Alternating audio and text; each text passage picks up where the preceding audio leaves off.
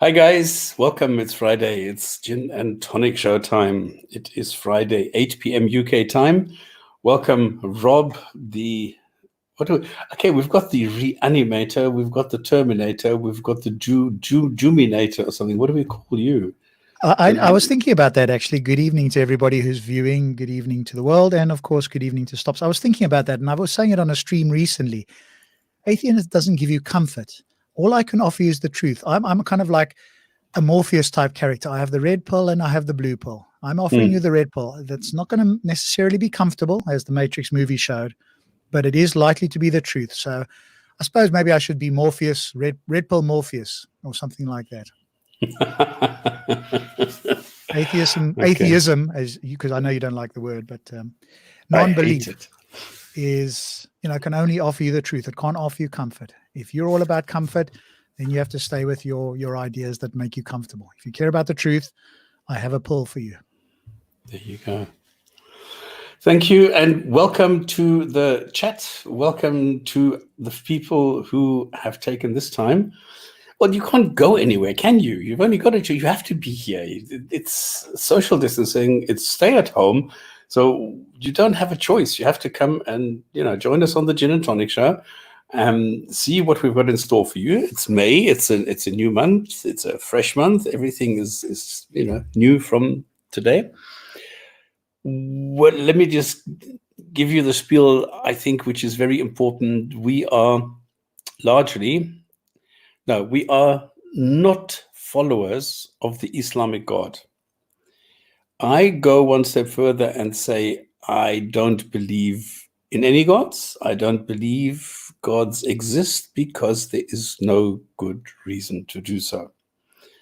This is the belief claim. The knowledge claim is, I know there are no gods, and this is something that I cannot do. Because in some corner of the universe or another universe, there might be gods. So I can only make the belief claim, and that is, I do not believe gods exist. And this is how I approach the Quran. This is how I approach Islam. This does not stop me from getting information about and on Islam because I'm interested in this. I am affected by this every single day.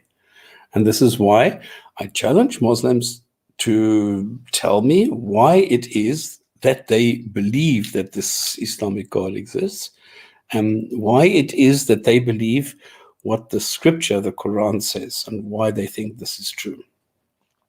Now, we do this on a weekly basis, and we've done this for, I think, 10, I can't even remember when I had the first shot, 10 years or something, or 9 years, I can't remember.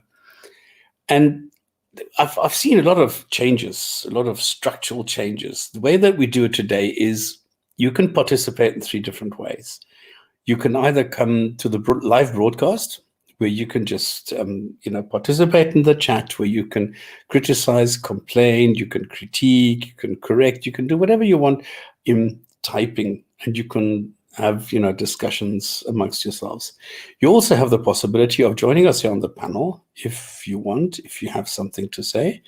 And what we do is always try and invite people to give us some sort of insight into a particular topic. So James Speaker's Corner has been here. I can't name them all. I'm trying to invite now a person whom I find very interesting, who has the concept that the Quran in itself is misunderstood completely, entirely, that Muslims today are stupid and they should not adhere to the way that the Quran is telling them, but the way it is intended. And this is something that I would like for him to give us a 10, 20, whatever minute introduction. Let's see if I can get him to do that. The other thing that you can do is then go and watch this on Facebook. You can watch this on YouTube. And later on, you can watch it as a recording. What we try and do is get the comments later, which this week, yes, I went and did this week. So yes, I did. We have a third member here. The Kaaba underwater, the former idolater. Welcome, Thunder. Former idolater of this A shanty hut. I thought it would. I heard somebody say today this was actually a public toilet, so that people could go when they're running around. And this used to be a market, that they had a toilet there. So. Well, it doesn't matter if it's literal or figurative. There's still excrements around it. This is so funny. Okay, so this is the live broadcast, or you can watch it as a as a recording. Now, the thing is, we always ask, why do you focus on Islam? Why are you so bent on Islam? Why are you so obsessed with Islam? Well, it's because it affects us all on a daily basis, and we're trying to understand what Islam does, why it does what it does, and how we can help others understand this. Because, number one, hardly any Muslim has read the Quran. Number two, hardly any Muslim goes according to what it says in the Quran, but according to what a scholar tells them what it says and what they should do. So they are not taught to think and go and look at the Quran themselves, but they are told what to think. And this is the problem. So what we're trying to do is we're trying to liberate them and help them along to understand Islam better. But because Islam consists of two parts. One is the so-called spiritual part, that you believe a God, go to heaven, hell, and all this other stuff. But the majority is what happens here on earth. And this is the problem, because this tells people how to live together, which is politics.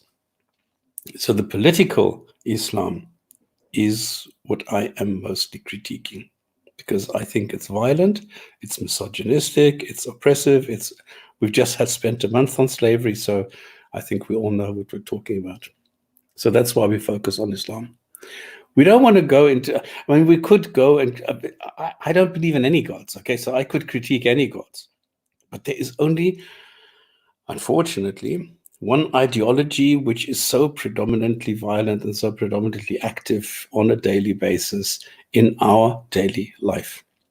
So even though we address Islam and we critique Islam, we don't attack. Okay, so I'm not somebody who's, vicious or something. I just look at this stuff and I say, look, this is what it says. Does it correspond with reality? And I think this is a very valid approach. The thing is, we don't address Muslims. We don't address the people. We address Islam, the ideology, trying to use facts, comparing it to reality, and then applying reasoning.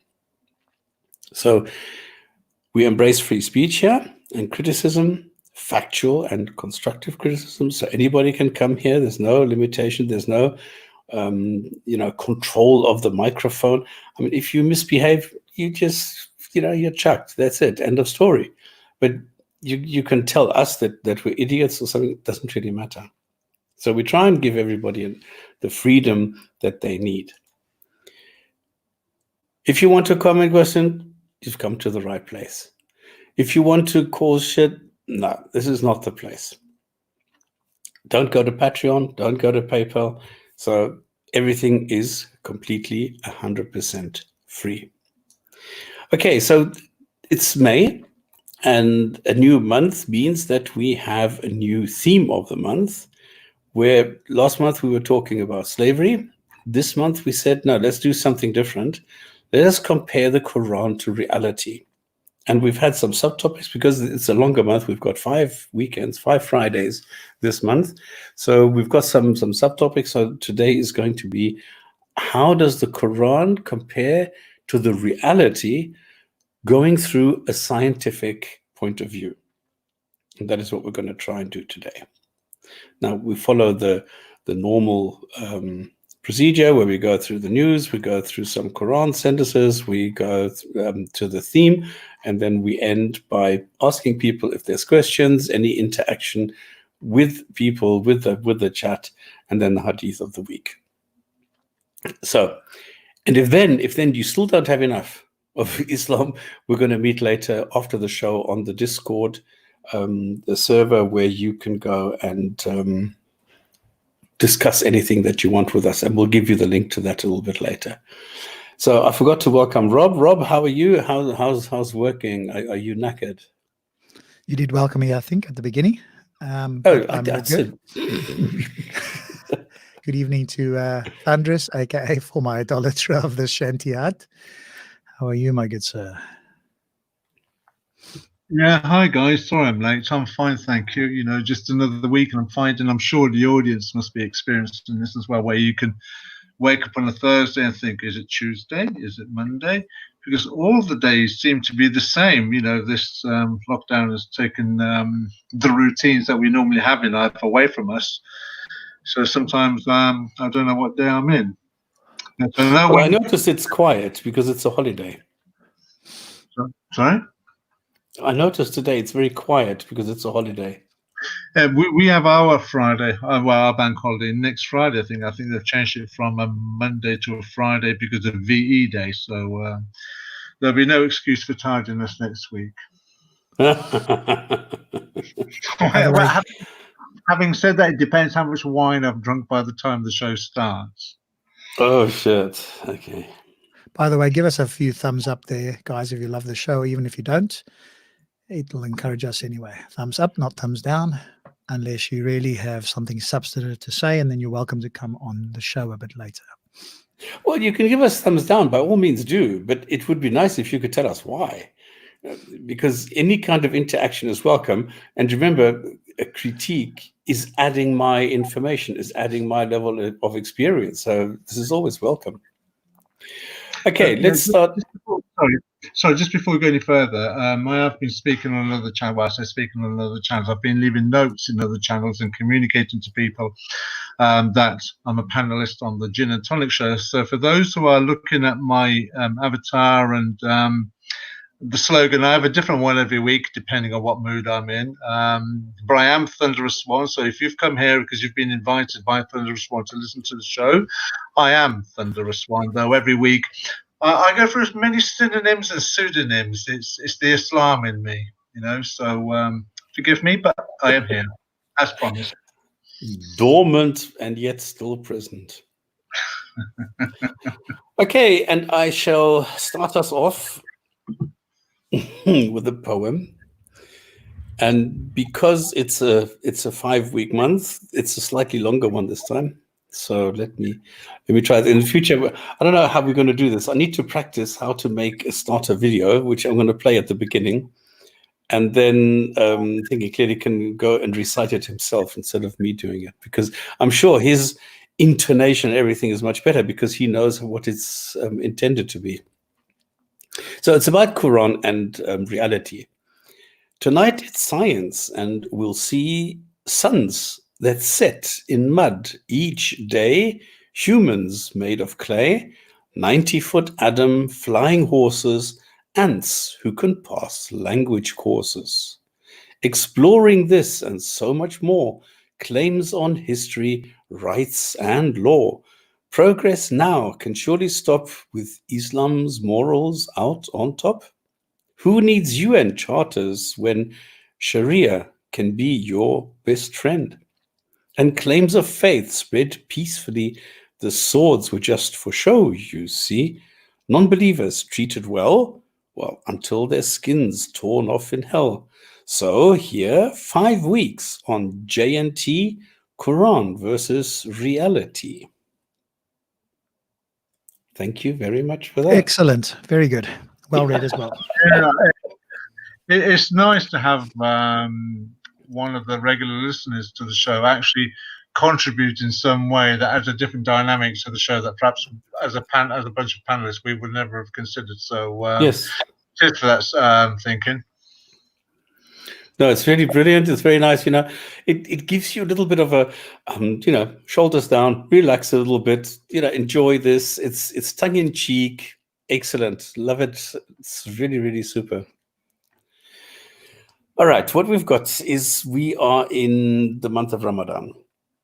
Okay. So we've done a little bit of stuff last week already on this, preparing for this funny month, which is the 9th month of the calendar.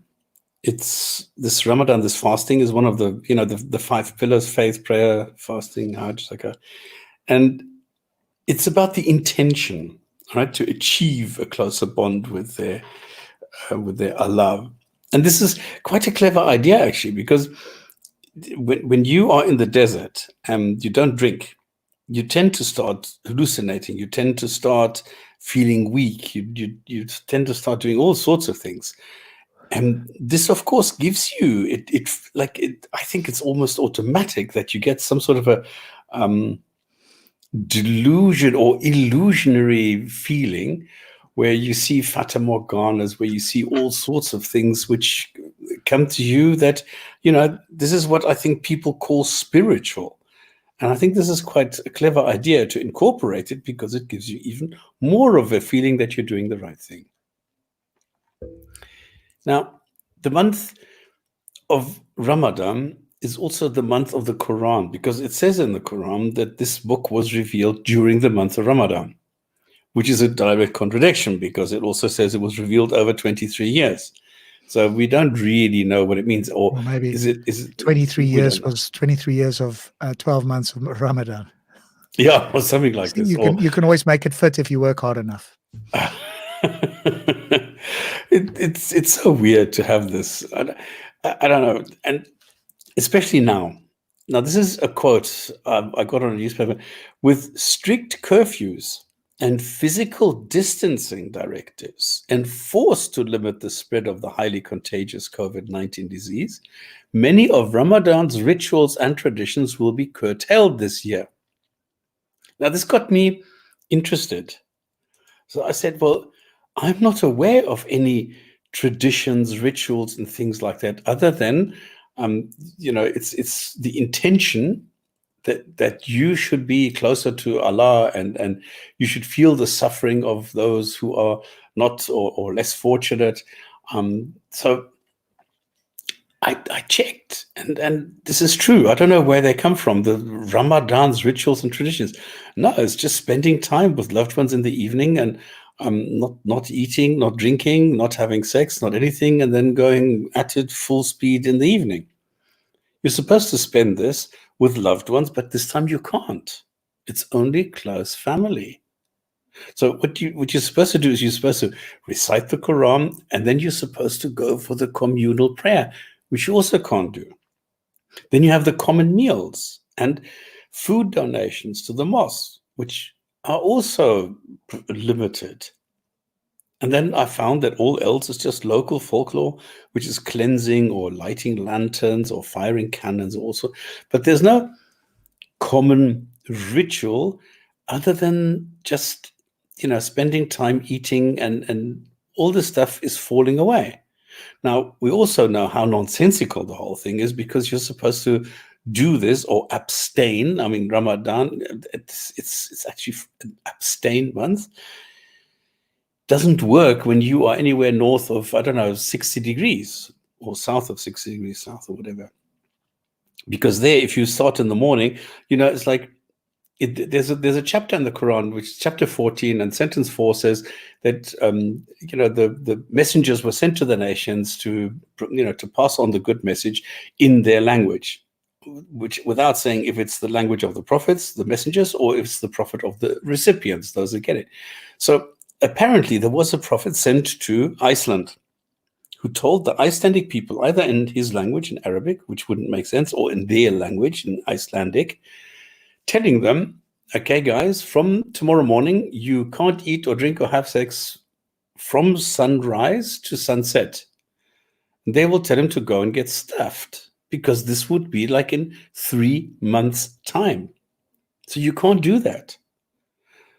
So it's nonsensical right from the word go. And then people, clever Muslims go, yeah, but we have phones telling us this. Excuse me, you've had phones for the last couple of years.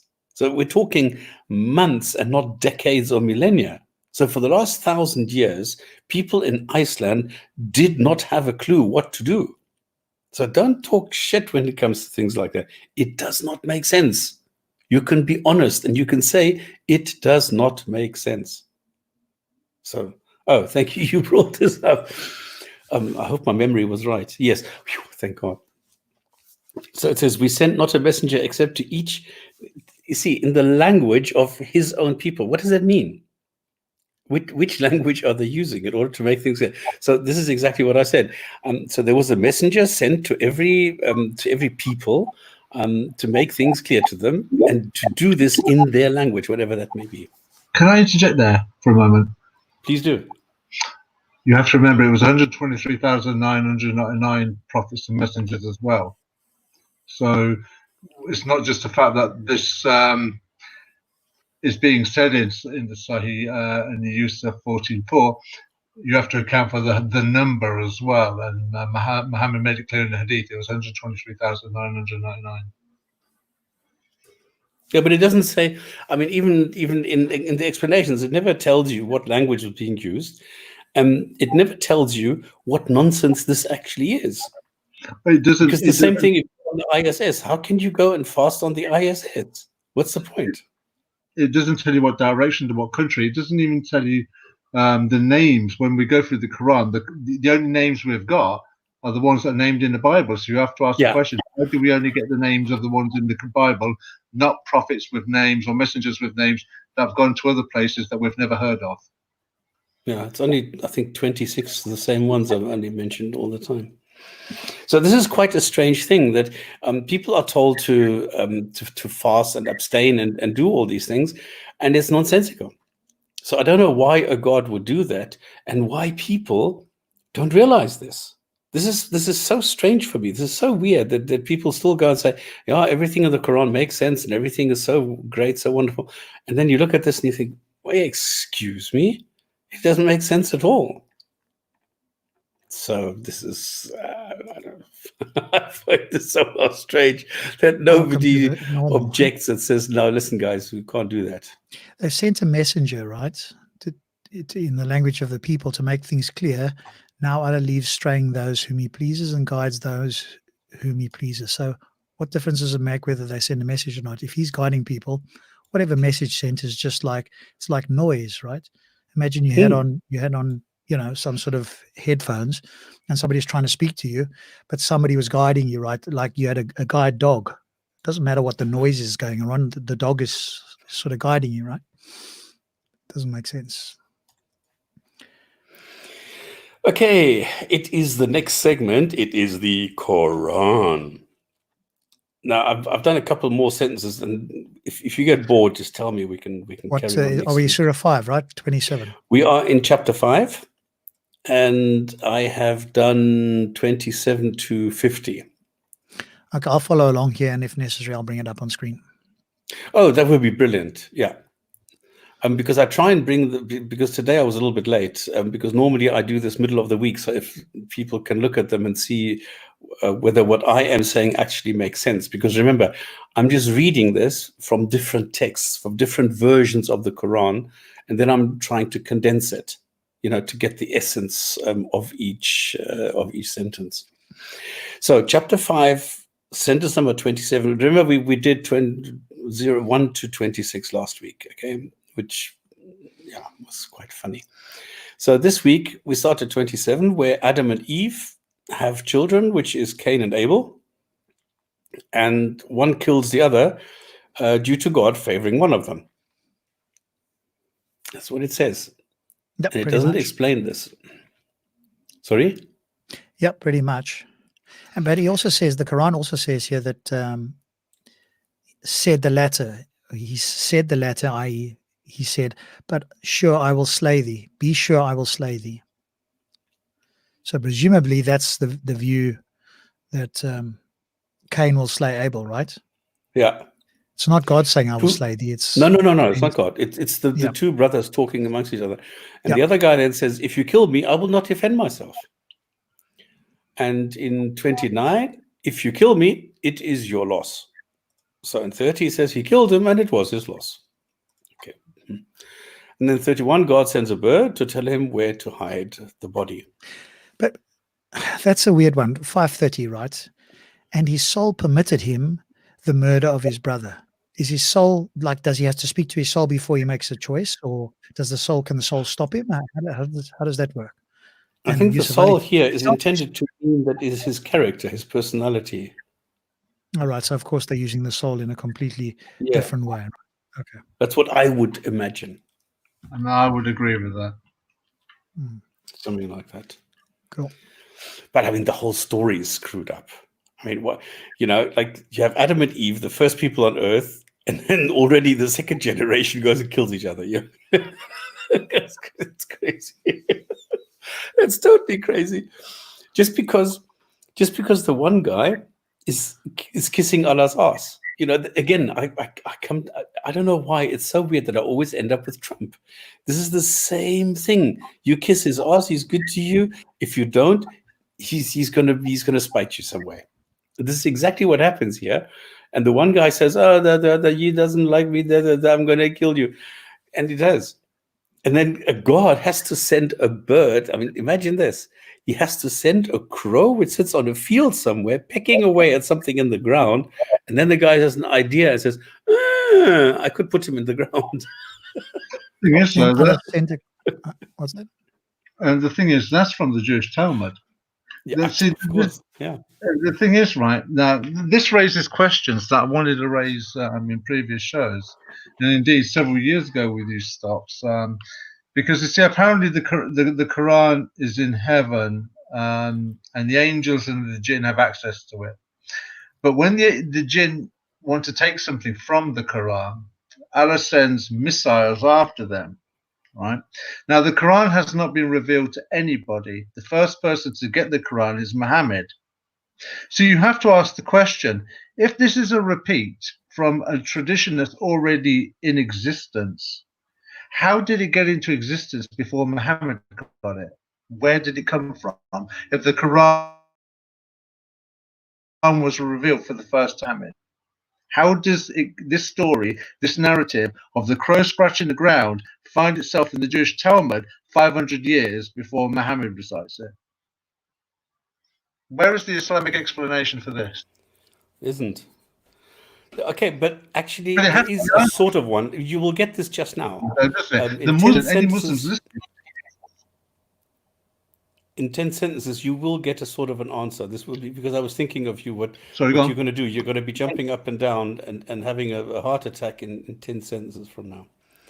So 31, God sends a bird to tell him where to hide the body. Now 32 is, I think the most famous sentence in the Quran. This is what heads of state, presidents, prime ministers, what everybody is constantly quoting, because it's a quote mime, propaganda by the Muslims, and who actually make it out to be the opposite of what it says. What it says is that Jews can't kill, but Muslims or others can kill. And everyone got the message, but they ignore it. Now, this is the short version. If you go through the long one, we're going to spend a whole show just on this one sentence, because it's directed at the Jews, and then it says they can't kill anybody, but anyone else can, for any stupid reason. Because here it says here, like on that account, we ordained the children of Israel, blah blah blah. Unless, and now this is an exception. So anybody can kill another person if it is for murder, which is still acceptable. But now look at this: for spreading mischief in the land. This is anything. So anybody else than Jews, in other words, Muslims, can kill somebody for basically anything, because they can always say, well, he was spreading mischief. So I am spreading mischief right now because I am analyzing the Quran. So 1,000 years ago, according to these rules, I would have to be killed, and it would be justified for them to kill me.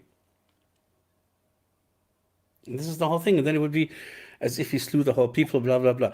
Now, the funny thing is, this sentence is copied also from the Talmud.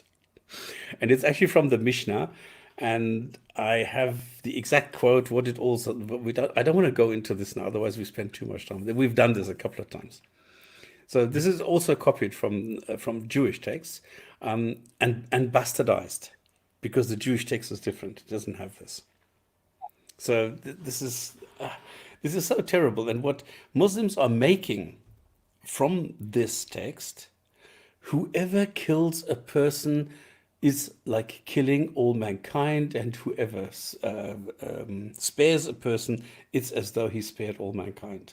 And this is how wonderful Muslims are. This is how nice and peaceful and cuddly Islam is. Only it's not. Yeah, you can it's quote actually mine the part of a opposite. sentence, ignore the rest, don't tell anybody what it says, and hope they don't read it for themselves. Exactly. Well, So this this is is exactly my point again. If somebody else tells you what the Quran says, you might well be a Muslim, but as soon as you read the Quran yourself, you're an atheist. Now the next sentence is even worse. So if it's good that they stop, okay, at 32. So whoever spares somebody, we know everything and blah blah blah. Because 33, the next sentence says, if you fight God and Muhammad, in other words, somebody like me, they consider me as somebody who's fighting God and Muhammad. I mean, it's quite stupid for a human to be able to fight a God, but this is how they see it.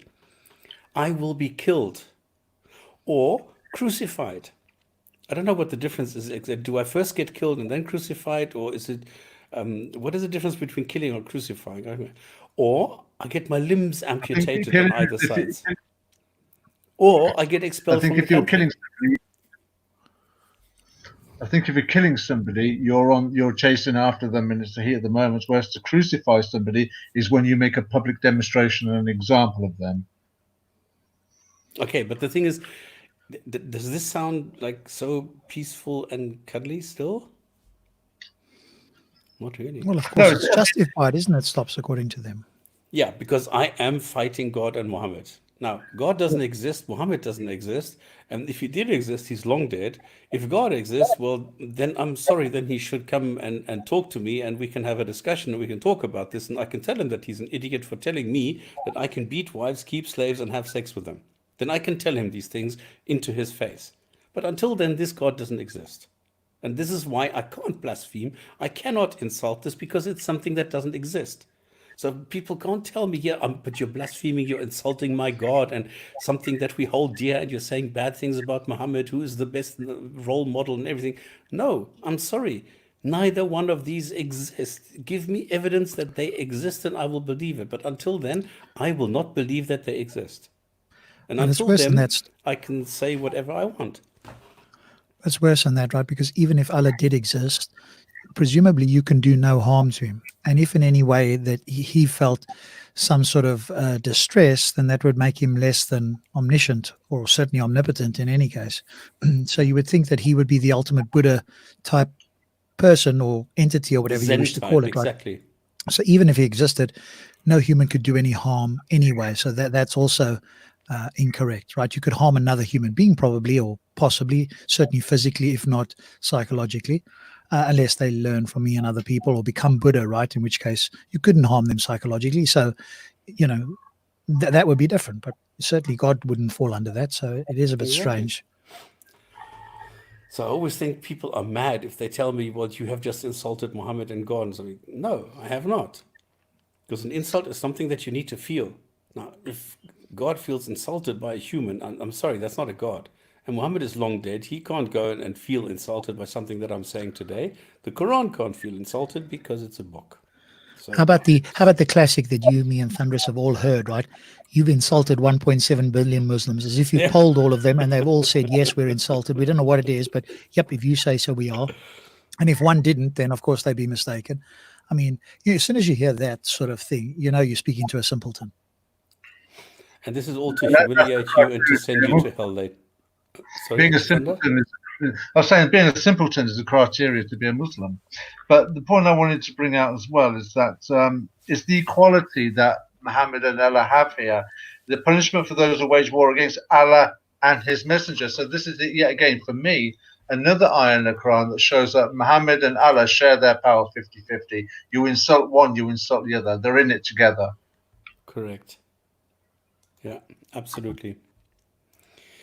Okay, then let's go to the next one. Those who say they also okay. So the whole thing is to humiliate you, all right. But then you will be sent to hell later.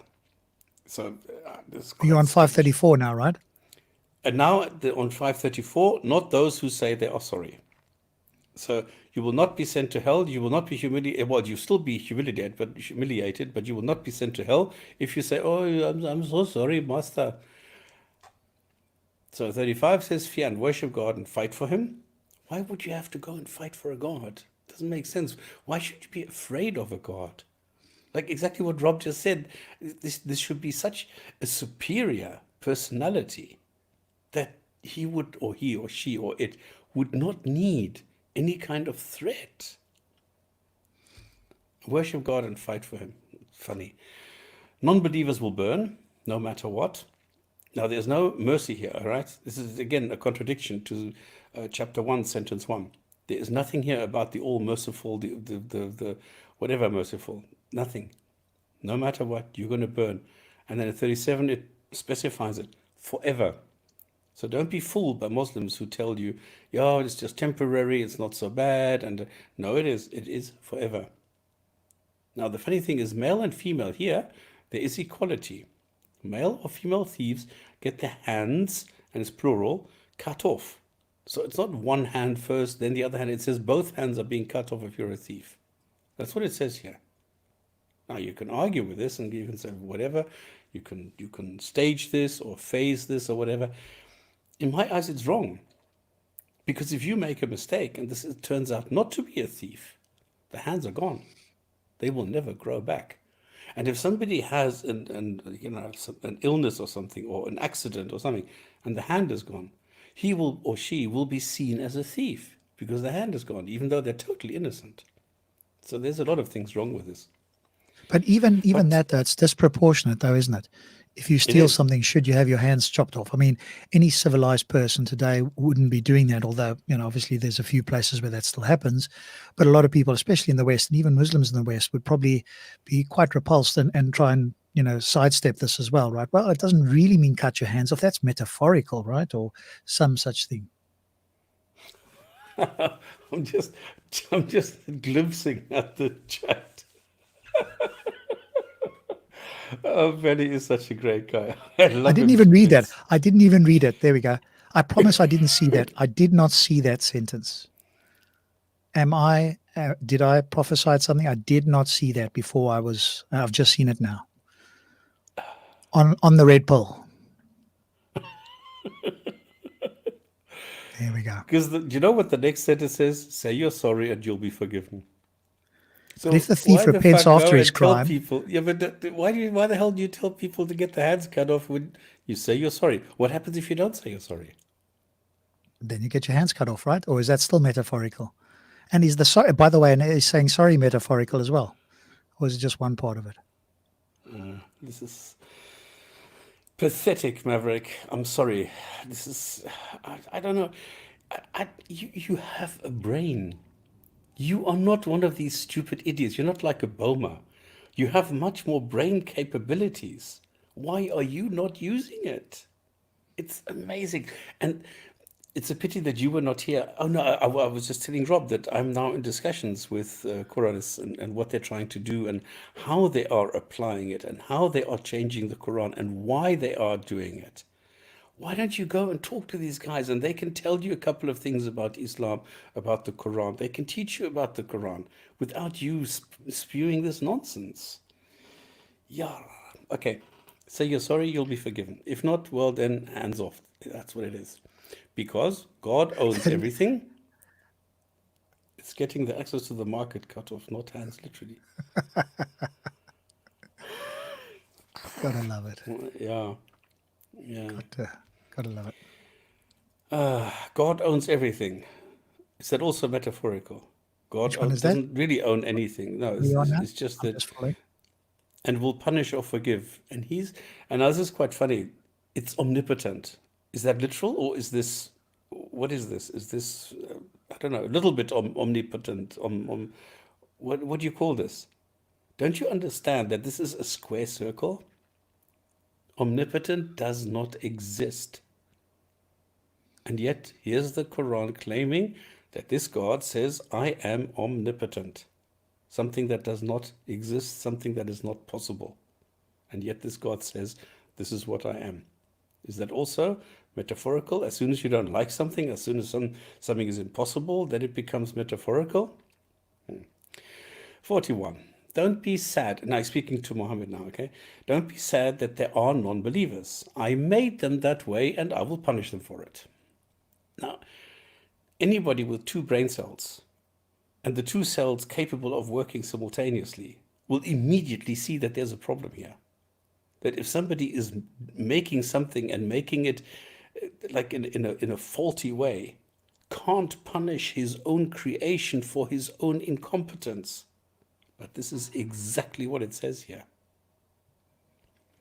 The damning thing about this ayah, though, is just how personal it is for Muhammad.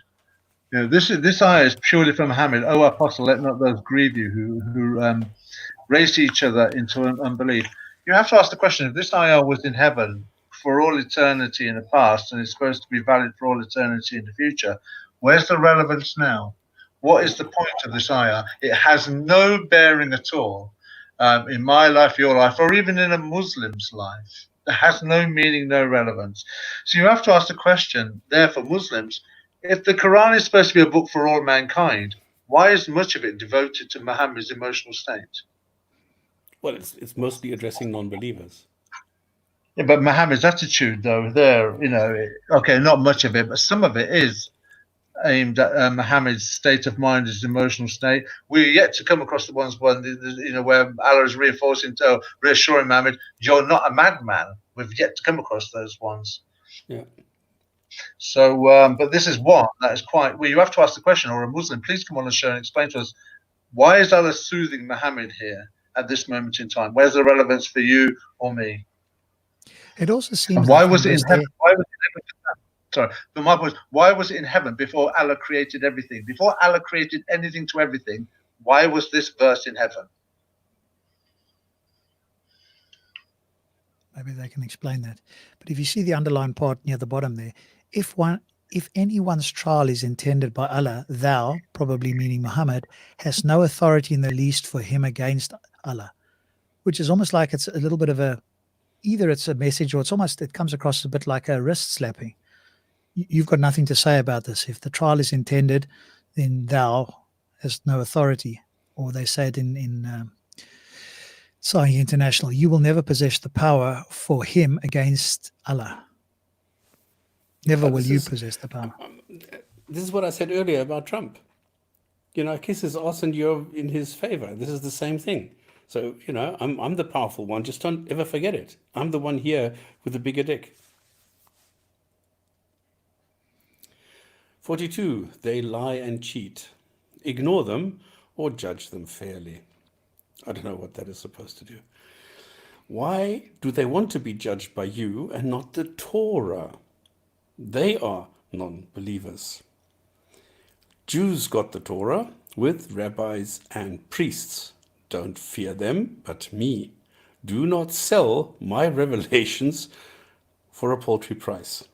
Now, I remember we talked about this because nobody understands this sentence. Because it's supposed to mean keep the legal ruling of stoning. Now, how they get to this, I don't know. I beg to differ. I mean, I've always understood this ayah to mean when Muhammad was getting his stories, he was basically purchasing them from the Jews. He was buying his stories. There's the other one that I think it's a hadith or an ayah which talks about Muhammad's all ears. Do you remember the one stops? You're all ears, and he says yes, good ears too. So there is a strong illusion that Muhammad was buying some of the stories he was hearing as well. So when it says don't sell his stories for a paltry price, it may well be referring to that. Certainly, in my understanding, it's always been inclined to that situation where he was buying the stories he was listening from. Yeah, but where do you see here the stoning verse? I don't. Okay, go to the tafsirs, just out of interest. It doesn't matter which one you take. It's all the same.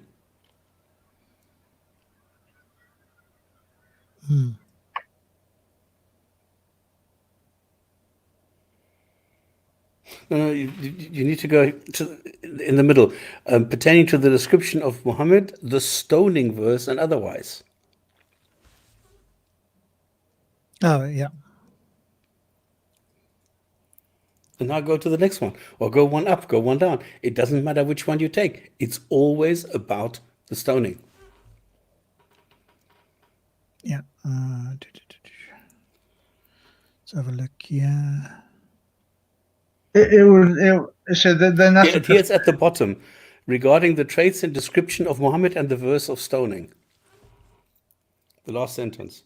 Yeah. Go to the next one. Okay, don't forget about Ibn Kathir. He's a long one. Let's just go to. He goes on and on and on. He doesn't say anything there. He doesn't say anything? Okay, he's also a bit long. Probably does, yeah, somewhere, but it's a lot to read. I also can't. Yeah, stoned a Jewish man. It's 3/4 down. Further A down. little bit more. A little bit more. A little bit more. Oh, there we go. I don't know where you get this from. This for me is another example where they're trying to clean it up. I think they couldn't verily admit that Muhammad was buying stories. The tafsirs could never admit to that, because that'll bring the whole Quran and Islam into. Yeah, but Just where did had to these fudge guys get something this in there. from? Yeah, but where did they get this from? The same place the Quran came from. They made it Yeah, up. but I don't understand where they get the stoning. Yeah, I don't know where that comes from. It's not clear how it relates to that. And how do we know that this verse relates to that? If there was a stoning, how do you put the two together? So I was a little bit baffled when I read this, because I can't see the connection. Okay, 45 is very interesting, because it says life for a life, eye for an eye, and then then it goes a bit Ashby. Nose for a nose, ear for an ear, tooth for a tooth. I mean, we all know Hammurabi Code. You know, this is one of the oldest pieces of jurisprudence that we have on this planet, and here we see it repeated. And this is another, well, for me, an indication that the Quran is just a hodgepodge cocktail mishmash of different pieces of fairy tales from different cultures and civilizations over the last 8,000 years. Then we go to 46. Isa and Jesus got the New Testament, confirming the Torah.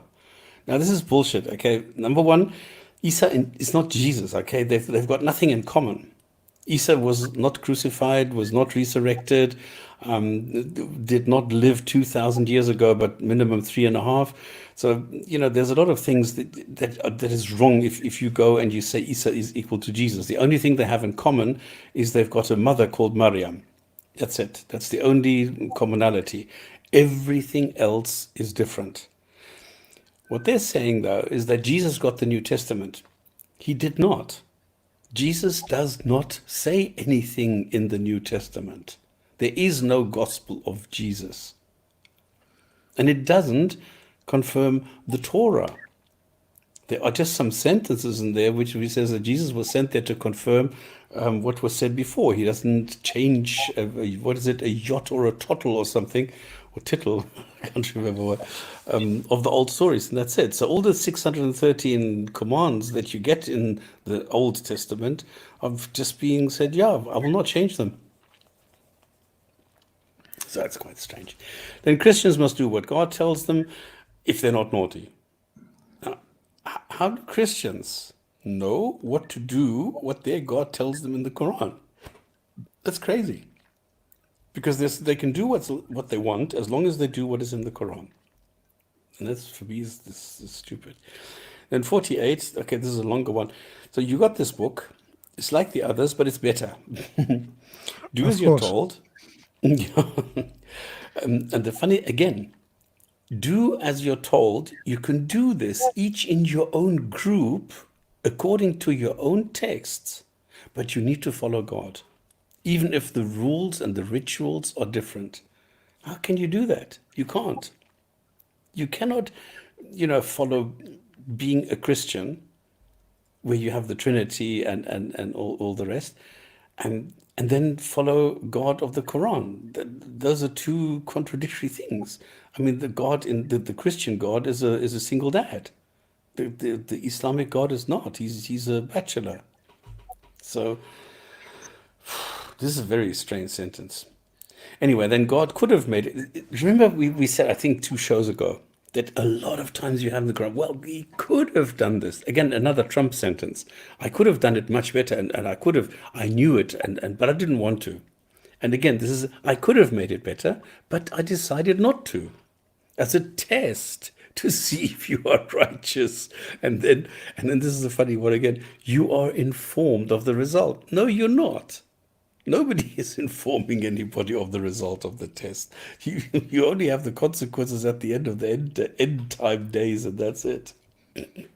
Yeah, but also if he guides who he wills and lets those who go astray, then that seems a contradiction as well. Yeah, how can it be a test? If you are deliberately hardened or blocked or something, you can't have a test.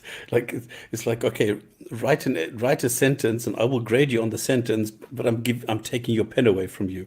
Oh, you didn't write a sentence? Okay, fail. Yeah.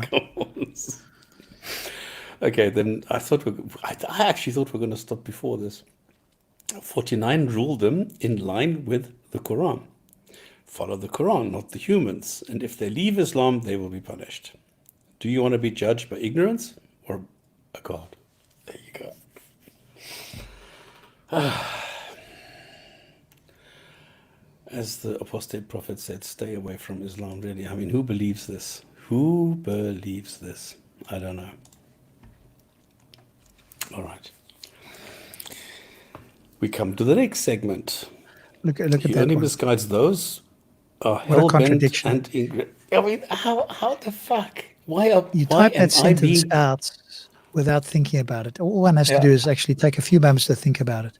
He misguides those who are hell-bent on ingratitude. If you were hell-bent, could he guide you away from hell-bent? Of course. And if he guided you there, you were hell-bent and you couldn't do anything about it anyway. And did he already know when he created me to be hell-bent that I was going to be hell-bent? Yes. So why create me in the first place? Doesn't make sense, does it? No, but stops. You've somehow got free will in some crazy way that nobody can explain. All right. But Ahmed, please, come on, think. Freedom of choice, It was so mate. easy. Yeah, but it was so easy telling to go yourself and that. refute you. First, think a little bit, please. Come on. You're making Islam, making Muslims look stupid. You were going to say making Islam look bad. I think Islam does that without Ahmed's help. Without much help. All right. Quran versus reality. Theme of the month. Quranic claims about reality, or does the Quran correctly represent reality? And we said we're going to look at science, morality, non-believers, history, human rights law. We're going to start off with science.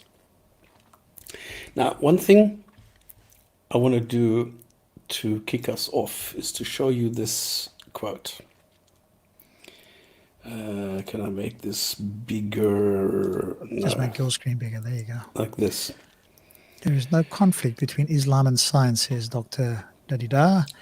Science is inquisition. It's running from after the unknown.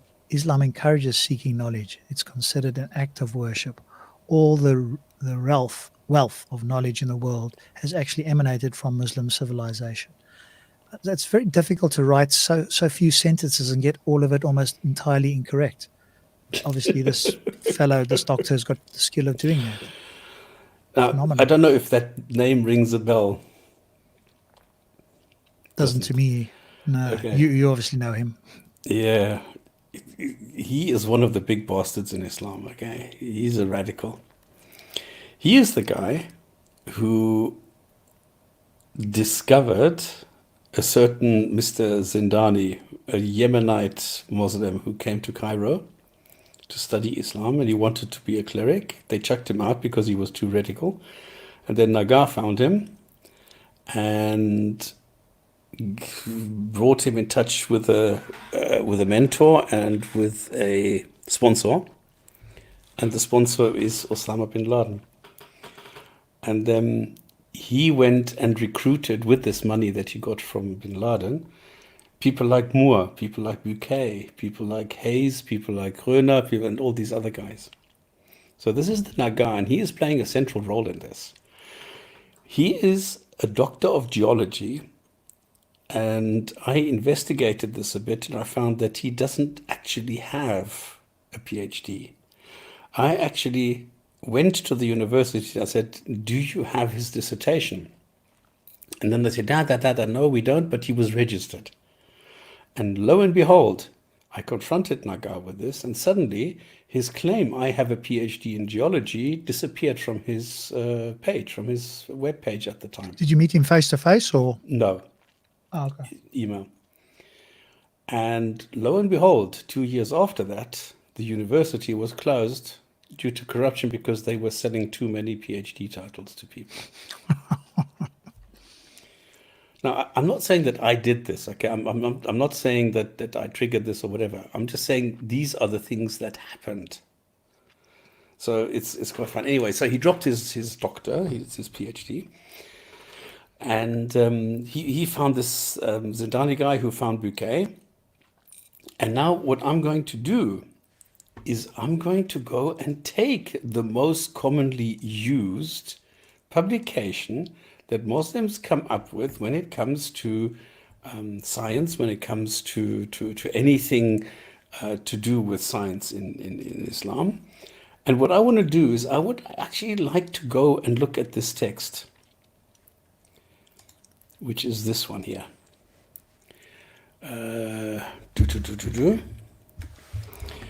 Now,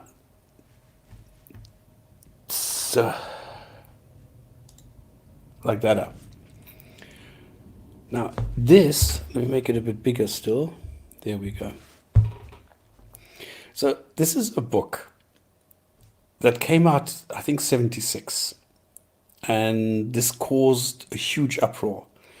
Now, I've given you some background. I've told you how everything came about, that this guy got a lot of money from bin Laden and paid it to people, like this Bouquet guy. Bouquet is a doctor. He's a gastroenterologist, and he was working at the court in Riyadh of the king, Faisal at the time. And he was recruited, and he spent 3 years with several Quran schools, and they led him through the Quran, and he was going through this with a magnifying glass, with a microscope, trying to find any kind of words that he could use and distort into something scientific. The best example I always think, I can think of, is this thing that the vast universe can be labeled as an expansive universe, which is the same thing as a vast universe, which he changed into expanding. You know, he changed the verb into a proverb, into a. Was it he that did that in, what was it, 1924, or was it later? That was him. Okay. He started this, and then more came after him. And what Bouquet started with embryology, more than elaborated on, and then Zindani created the scripts based on what Bouquet did, gave it to Moore, and then Moore read them out. And then he also did the third edition of the Developing Human, which was then modified or amended by Zindani. Anyway, what I would like to do is I would just like to spend a couple of minutes on this, because this is the most common thing that we get presented with even today. And this came out 45 or whatever years ago. And it's still being, sold, labeled, taken as the most authoritative work of science ever regarding the Quran, even today. And they make this Bouquet character, I think is a total asshole, out to be like an angel, somebody with 15 Nobel prizes. They're Nobel prizes. I need to stop watching Trump. So it's Nobel prizes, and they make all sorts of claims about him. They claim that he converted to Islam, which he never did, because he is buried in a Catholic cemetery in France, and he never converted. So if he was so convinced, I don't think that he would have stayed a Catholic, but he did. So, even that tells you a couple of things. So if you look at this, Bilal Phillips went and edited this, shortened this, And I just want to go through a couple of things. Yeah, it is 9th of November 76. There you go. Just, I haven't looked at this text for so long. Now, there are some sentences here which I want to point out. Hang on, I actually got them here. If I look at this, there are three problems, okay? It says here, where is this? I can't remember. Here. Seeking knowledge is compulsory on every Muslim. It's covered by another document they've stopped, so there we go. Oh, sorry, was that on top? Yeah, just make it a bit bigger as well. It's quite small there. There we go. Sweet. There we go. I can move this. Okay. So seeking knowledge is compulsory on every Muslim. Now, it doesn't say that. It does say that, but it's in the context of you're supposed to learn about the Quran. Okay, so this is quite weird. Now, what I need to do is I need to take this like this. Okay. Then we have, for many countries, for many centuries, where is this? I can't remember where I found this now. Here. For many centuries, humankind was unable to study certain data contained in the verses of the Quran because they did not possess sufficient scientific means. Okay, so why is it that there is something in the Quran which is supposed to be correct, which is supposed to be scientifically accurate, and we are not able to see it? Why would somebody reveal and give us a book without the tools to verify it? So this, for me, is such a childish statement that, yes, it was in the Quran, but people didn't know that it is in the Quran, and it's only when we realized something, then somebody else came and said, well, this has been in the Quran all along. But we couldn't see it at the time. And then, of course, I'm asking myself, well, what is in the Quran today that we have yet to discover? Why don't you do it now? This is why I made fun of this. I said, well, why don't the Muslims give us the cure for COVID, and then we can apply this instead of later when we, the non-Muslims, find the cure. You can say, well, it was in the Quran all along. And that is all. Yeah, because that would be, it's actually making a prediction that can be falsified, right? Yes. You don't want to do that.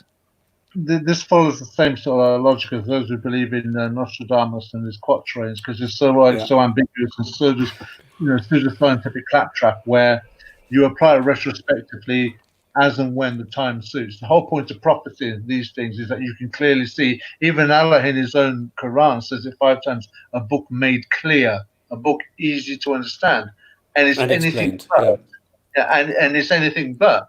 That you have to wait until something happens in history or in society or in medicine, and then you somehow, using the rhetorical devices and one word, you can mean the root word. The root word can have 10 different meanings, and there are synonyms, and there is semantics, and you apply all of this, and suddenly, but hey presto, by magic, you come up with the Quranic definition of what the science was saying all along. Post hoc, yeah. And this is the second problem that I see.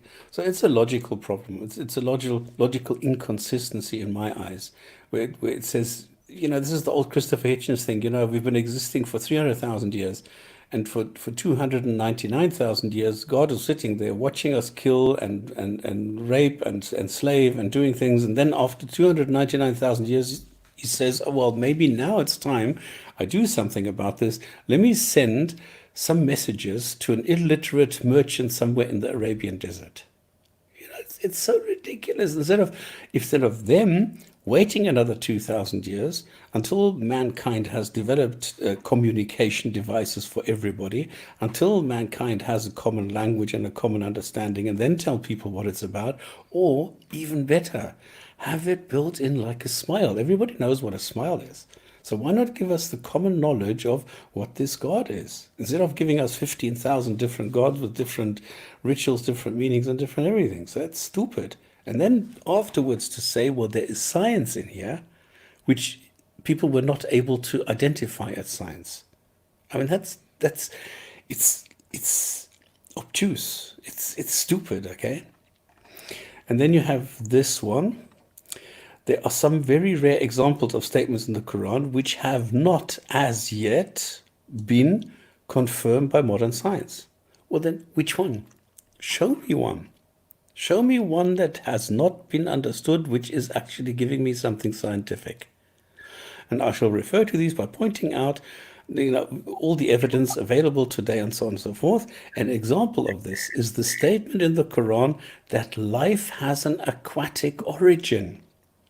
And he quotes 21:30, and I created everything out of water. The Quran does not say I created every living thing out of water. It says from water. This is the 21, problem. what was it, 21? 21:30. Yeah, 21:30. It doesn't say I created every living thing out of water. Well, let's just show everybody what it does say. There it is. Let's bring that up a little bit bigger. Choose whichever one you see. We made every living thing from water, this one says.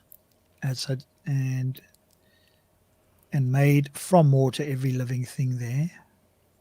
And then if we go to, the root words, those who disbelieved that the heavens and the earth were a joined entity, and then we parted them and we made... It was bullshit in its own. I mean, that's wrong. From the water, every living thing.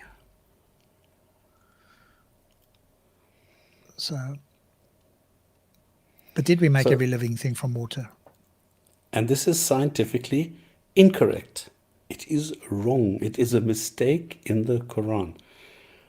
If he had known anything, if the people who wrote this had known anything about biology, they would have said, I created every living thing containing water within the cells, or within the smaller elements of which the body is made up of. Then it would have been correct. But out of water, from water, is correct. Is wrong. Is not correct. And containing water, right? Yeah. Containing water. And if it had created every living thing out of water, in other words, the aquatic origin, that would mean that you need to fully accept the theory of evolution. Well, there are some that are accepting that right now. They're slowly starting to get there. But somebody like Shia Isa, right? Shia Isa thinks that even if man was made from clay or a clot of blood, that doesn't rule out common ancestry. And that's the sort of... Abdul Rahim Green has also said that evolution is compatible with Islam. Well, if that is the case, great, it's a good step, but it doesn't say that in the Quran. It's only if this is correct what Bouquet says here, then this is the case. Okay. Now, I'm not going to go into all the different things here because there's this, a lot of this. And then he goes into the creation of the universe and once it's 6 days, then next it's 8 days, and it created heavens and earth. And this is all nonsense, okay? So let me go into very individual things, all right? Let's go look at astronomy quickly, because we don't have the time now to go through everything, because we only have, like an hour to go through these things. So we're just going to run through these things. So astronomy, sun and moon. Did you see how Allah created 7 heavens, one above the other, made them in the moon and the sun a lamp? This is not correct. So the claim is Allah created 7 heavens. So number one, you can never verify that Allah created something. You first need to demonstrate that Allah exists before you can attribute some sort of action to this Allah, which you can't do. Then 7 heavens. What the hell is 7 heavens? You can't come up with a definition for 7 heavens, which is consistent throughout the Quran. You can come here and say, well, it's 7 this and 7 layers and so, yeah, but then the next time you have the word heavens, it means something completely different. So this is like a placeholder, the same as alaka in embryology, in the embryology claim. This is also a placeholder which can be anything that you want. Doesn't matter what you want it to mean afterwards. You just use one word and it can mean anything. The same is the sama what? The heavens can be anything. It can be the universe. It can be the sky. It can be whatever you want it to be. And then it's one above the other. Heavens, one above the other. Now, if you go and you look at the old descriptions from the Greeks and the Romans and the Sumerians, then it makes sense, because they talked about this. They said that we have a flat earth, we have a firmament, a solid firmament with 7 layers, where the stars, the moon, all the other stars and things, they're all, sort of arranged in one above the other. And then you have the water above everything, which is then, sent down from the firmament down onto the earth. Then it makes sense. The only thing is the Quran goes one up and says, well, no, it doesn't have pillars, because the pillars that hold up the firmament in our world, they are invisible. So this is like one-upmanship. So if you see a statement like this, if you see a claim like this, Allah created, wrong. 7 heavens, wrong. One above the other, wrong. Made the moon a light, wrong. And the sun a lamp, wrong. So all of these things, every single claim, every single element in this short sentence is wrong. So where is the scientific accuracy? And where is it scientifically correct? Doesn't exist. Okay. We have adorned the lowest heaven with ornaments, the planets. Excuse me.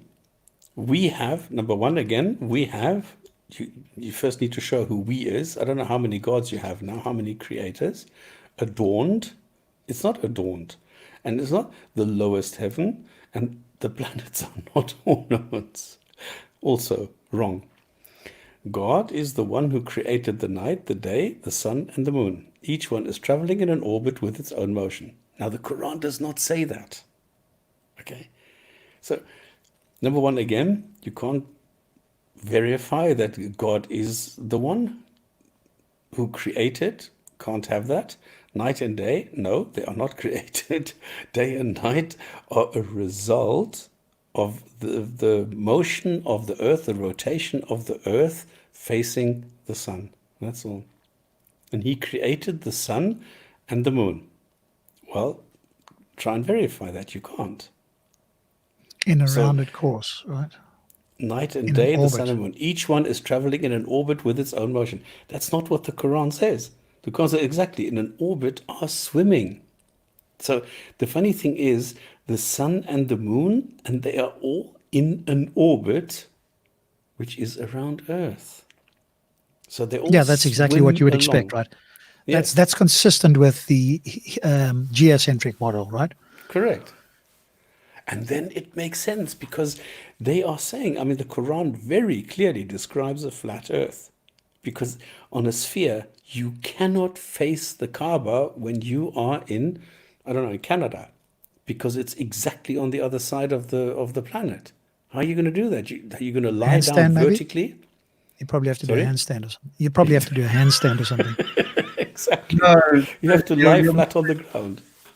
You're missing the other miracle, and that's the miracle of gravity that's able to pull your prayer so it's in line with the curvature of the earth as it's going around. Did you not know problem? That? Yeah, of course. But the other problem if you look at it, I think which way are you going to face? Because you have 3 different directions. If you are in Canada, there are 3 different directions that you can face towards Mecca, because you can go the Rum line, you can go via the North Pole, and you can go east or west, depending on whatever you beat. It's the same thing. But I think, as you pointed out, Stops, this is entirely consistent. If you believed in those days that the Earth was flat and that the sun and the moon orbited the Earth, and the Earth was the center, right, the geocentric model, then this would be entirely correct, right? And imagine if that was the case. Muslims would be saying how amazing this book is, even though people before that speculated about that, right? But however, of course, they were probably something like 900 years behind the times, because Eratosthenes in 280 BC did his famous experiment in Alexandria, didn't he? Between Alexandria and the other town, and showed that there was a curvature, right, with the shadows. It was some quite a distance. He got somebody to pace it out and so on. It's wonderfully told by Carl Sagan, who's just got an amazing sort of storytelling voice, hasn't he? And so, And Ahmed is jumping up and down, saying all kinds of arguments. This shit is ridiculous. Well, then. Well, we agree. I mean, but it's in your book. Then, what can we say? I mean, we just point out what the book says, right? Show We that do this is agree that it's correct. nonsense. It's not correct. Each one is traveling in an orbit with its own motion. Now, Number one, before, the of course, Quran doesn't say it. And number two, how can sun and moon catch up with each other? They can't. And yet this is what the Quran says. well, they could stop if they were orbiting the Earth, right? But of course, they're not orbiting the Earth. Yeah. The sun is orbiting. Exactly. Sorry, the moon is orbiting the Earth, which is orbiting the sun. So exactly the opposite way around that the Quran says. Yeah. But prior to us discovering that the whole galaxy rotates, right, once every 265,000 years, I think it or something, essentially the sun would have been understood to be standing still, right? So at that point, what would they have said? They would have had to come up with something. Now they want to claim, no, but the sun is in an orbit around the entire galaxy when nobody on planet Earth even knew there was an entire galaxy or that the galaxy rotated, which of course would be trivial for an all-powerful God. So all he had to say was there are galaxies. The stars you see out there form one cluster, and there are billions of clusters, and they rotate just as your Earth does, and it's a spherical globe. And we would have gone, okay, that's pretty interesting, right? Of course, it's entirely what ignorant people at the time thought. What else can you say? Well, I have a question. Does this represent reality? Not reality as we understand it, but then, hey, stops. As some Muslims tell us, science is always changing. So eventually we might find the Earth is flat and that everything revolves around the Earth. And then they'll be happy and point back at the Quran. But then again, it might change after that, and then they'll have to deny science. So it's a ping pong game. Whenever it denies their book, just say, well, science is always changing. And when it confirms their book, look, science confirms our book. And they think that nobody's going to notice. Even a small child will know the difference. Today, yes. Then you have day and night, which, according to the Quran, is one of the major signs. So day and night has incredible importance in Islam. But the way that it says, he coils the night upon the day and day upon the night. Now, again, this is not what the Quran says, but it doesn't make sense. What they use, and this is quite funny, and I've showed this in a video, because it says the original meaning is to coil a turban around the head. This is a totally valid comparison. No, it is not. And I actually did this, and I put this into a video. I showed because my wife did this. She then took a scarf, a long scarf, and we have like one of these bistro tables, for outside in the terrace. And this is round and flat. And she wound the turban in a horizontal manner around this flat table. So you can do this with a turban the same way without any problems. So he wraps the night over the day is scientifically incorrect, because there is no action either by night or the day. This is just a reaction, an effect of the light, where the sun is on one side and it is shining on one side of the earth as the earth is rotating. And of course, this has been clearly observed by Apollo in multiple beautiful photographs with the Earthrise, etc., where, it's just well understood from way back when. How, Come on, we see it every day now from the ISS. They have this every 45 minutes. Correct. But then again, that wouldn't work if you had a flat. That would work better if you had a flat Earth, but of course we don't. The sun runs its... Okay, this is... Oh, sorry. Do you want to go back there? Sorry. The sun runs its course. Are you going to put it back? Oh, and yours or mine? This one. There you go. Sorry. The sun runs... Okay, course... I don't know who typed this. This is a typing error. So this should be... Can I... Oh, I can change it. Okay. So... The sun runs its course to a settled place. Really? Really? This is, again, my question. Does this represent reality? The sun runs its course to a settled place. And this is what we are going to have a lecture Have a on look here. Have a look there, Stops. That's what it says there. towards the stopping point, yeah. Or for a period predetermined. And what period is that? Till the sun eventually becomes a red giant and, becomes a white dwarf, or does it go on after that, or what? So one says a stopping point, the other says a predetermined time. Or what's the predetermined time? Again, if you gave us an exact time and we worked that out, because we can work out reasonably accurately how long the sun's life is still before it becomes a red giant, and then probably a white dwarf, that would be useful, right? Predetermined time is just a vacuous statement. And our former idolater, Thunder, is going to tell us where this settling place actually is. Because this is the Hopefully it's not a muddy favorite pool. thing. Well, of course. Well, this is yet to be discussed when we get to that point in the Quran where you will hopefully you'll just unleash me. I'm anticipating that point in the Quran where I am. In fact, I'll give the audience a warning now. The show will be me alone. My voice will be the only voice you hear. But then what I've got to say will be the only voice you need. So this was a very small, subtle drum roll, so it's okay. Now, again, is this scientifically accurate? Does this represent reality? No, it doesn't. Okay, let's go expand. And this is what I already mentioned this, and I forgot this is going to come up here today. 5147. Because I have not read this for many years, so I don't remember. Let's just bring up 5147. I built the heaven with power, and it is I who am expanding it. Now, this is expanding is not a verb. Okay, but in the Quran, it's a verb. So how do you explain that? Why are you changing the grammar of the Quran however you want it? How can you do that? So If you look there, Stops. Oops, if you look here, right, the new version is sort of incorporated the expander, but the old version says the vastness of, pace. I guess it's supposed to be space. Space, yeah. And so it's only the newer translations that try to go with this whole expanding thing to match what? Exactly. What science had discovered since 1924. Well, go Prior to the to that- root now and look at the vastness. It doesn't say this. It doesn't say that this is a verb. And here look at that, they've changed it, hey? To Yeah. expanders. Yes. So they have This is already what I'm saying. changed. You need this, to be yeah. careful. So lamusiyuna, and then it says here it's an active participle, and that's it. So there is nothing here that this is because that's not what a the verb. original words were. No, And if they this were, is we what- would have had the oldest ones saying that, right? The way that they do it, they give you the Arabic correctly, but then they change it to the newer translation. If you go to Yes.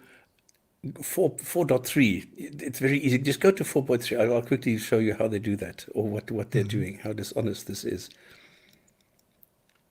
Now go to the root. Yeah.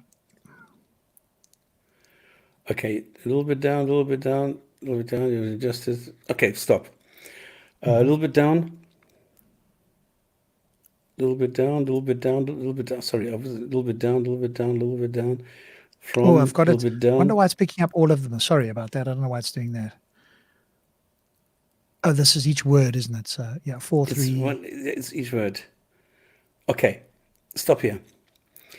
What it says here, can you see on the right-hand side, it says vatulata. Okay? And it says or 3. Okay? But if you look at the, where is it? Oh, they've changed it. They've changed the whole thing. Because before they still showed that this va is and. Because they said here prefixed, conjunction, and. They've taken the and away. Because they showed before that this was and then put the or as the translation, but this is incorrect, of course. Unbelievable. Okay, they found it and they fixed it. Because before you could see even here that they were giving you two different things. The and the or as the Arabic and then the translation or.